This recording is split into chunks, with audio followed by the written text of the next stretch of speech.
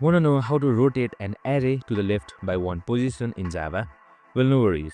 In this video, I'm going to show you an easy step-by-step guide on how you can do it.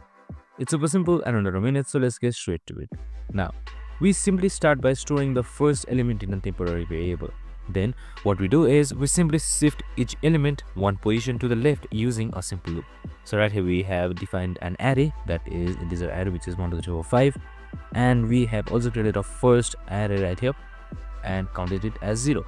Now, under for loop, as I told right here, we just simply shift element into one position, and once that is done, we finally place the first element at the last index. So this is a very basic but very useful operation for array manipulation. You can expand it to rotate multiple positions or even rotate it to the right.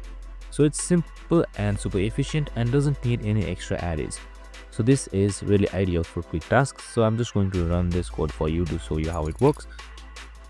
And there you go. Our array has been rotated by one position. I hope this video helped. If it did, make sure to like, subscribe and tune in with us for more of these videos.